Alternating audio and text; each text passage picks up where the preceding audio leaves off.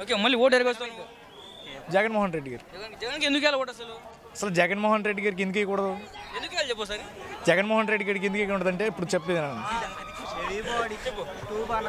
గత ప్రభుత్వంకి ఇప్పుడు గత ప్రభుత్వానికి ఇప్పుడుకి చాలా డిఫరెన్స్ ఉందన్న. మన కేంద్రీకరణ చేశారు, డిస్ట్రిక్ట్లు చేశారు, డిస్ట్రిక్ట్కి హెడ్ క్వార్టర్స్ అని చెప్పేసి అట్ల వల్ల చాలా డెవలప్ అవుద్దన్న. అలాగే మహిళలకి చాలా ఇంపార్టెంట్ ఇస్తున్నారు. స్త్రీ పక్షవాతి ఈ ప్రభుత్వం.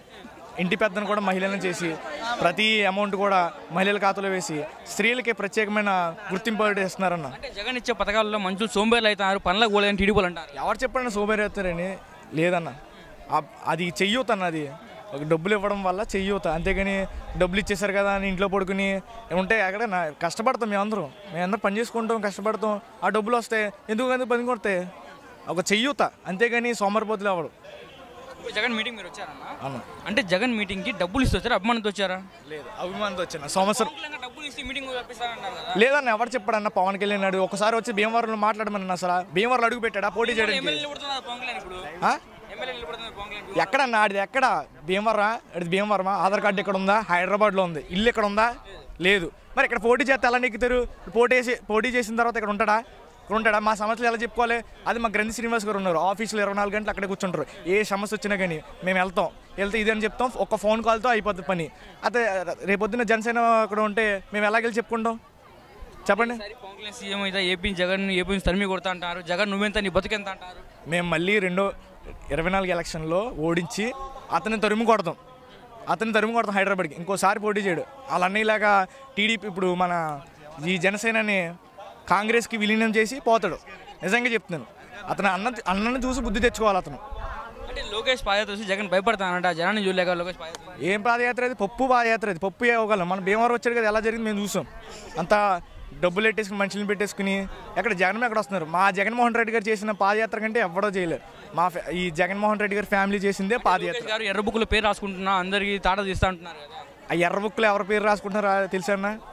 ఎక్కడెక్కడ ఎవరెవరికి ఇన్ని ఊట్లు వస్తున్నాయని రాసుకుంటున్నాడేమో.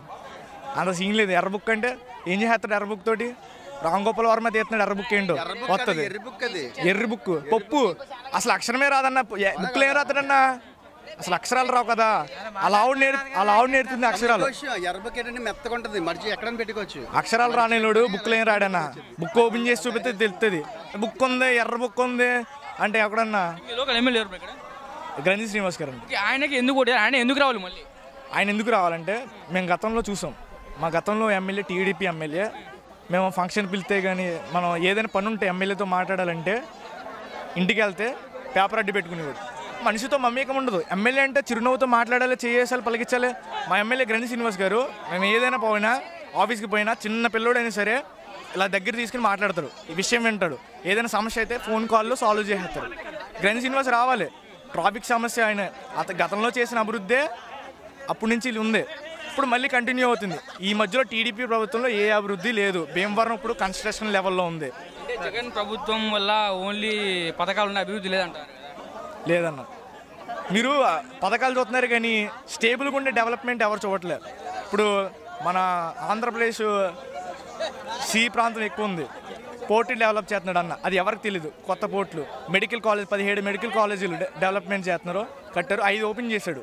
కిడ్నీ రీసెర్చ్ సెంటర్ కట్టారు. కిడ్నీ రోగులకి అక్కడ ఉద్దానంలో కూడా మనం చేస్తాం జరిగింది. చెప్పాడంటే అన్న చేస్తాడంతే. చాలామంది చెప్తారు మన డబ్బులు మనకి ఇచ్చేస్తున్నారు, ఆడు చేసేది ఏంటంటాడు. మన డబ్బులు మనకి ఇచ్చేస్తున్నాడు అన్న. తింటలే కదా, మన డబ్బులు మనకి ఇచ్చేస్తున్నా మేము తీసుకుంటున్నాం. మళ్ళీ జగనే వస్తాడు అన్న. అంటే చంద్రబాబు నిజంగా తప్పు చేస్తే లేకుండా అక్రమంగా ఇరికిచ్చారట లోపల. తప్పు చేశాడన్న. అతను ఎప్పుడు తప్పే. హైదరాబాద్ వచ్చి నిజం గెలిచింది నిప్పు లాంటిది అంటున్నారు కదా. నిప్పు నిజం కాదన్న. గతంలో చూసుకున్న హైదరాబాద్ని డెవలప్ చేసింది అటు మన హైదరాబాద్ హైటెక్ సిటీ కట్టాడు. ఇటు పక్కేమో మన కుకట్పల్లి, ఇటు పక్కేమో జూబ్లీ హిల్స్. మధ్యలో డెవలప్ ఎందుకు చేసుకున్నాడంటే వాళ్ళ కమ్మోళ్ళందరూ సెటిల్మెంట్ చేశాడన్న. అతను సామాజిక వర్గం ఒకటే డెవలప్ చేయడానికి రియల్ ఎస్టేట్గా వ్యవహరిస్తాడో. అప్పుడు అమరావతిలో కూడా మనకి చాలా స్పష్టంగా తెలుస్తుంది. ఓన్లీ ఆ సామాజిక వర్గంకే అతను లబ్ధి పొందడానికే చేస్తాడే తప్ప రాష్ట్రానికి ఏం లేదు. అభివృద్ధి విజన్ అని చెప్పేసి గ్రాఫిక్స్ అని భ్రమరావతి అని చెప్పేసి వాగుతాడే తప్ప ఈ మాటలు ఏం లేదు. ముఖ్యమంత్రి గారు ఇన్ని పథకాలు పెట్టి మీటింగ్ పెట్టి బటన్ నొక్కుతారు, డైరెక్ట్ బెనిఫిట్. చూసారా మీరు? డెవలప్మెంట్ కనిపిస్తుంది మనకి. గత ప్రభుత్వానికి ఇప్పటికి చాలా డిఫరెన్స్ ఉందన్న. మళ్ళీ జగన్మోహన్ రెడ్డి గారికి మేము అందరూ ఓటేస్తాం అన్న స్టూడెంట్స్గా. మళ్ళీ జగన్మోహన్ రెడ్డి గారు వస్తారన్న. 170 కాకపోయినా 175 కాకపోయినా 150 తగ్గ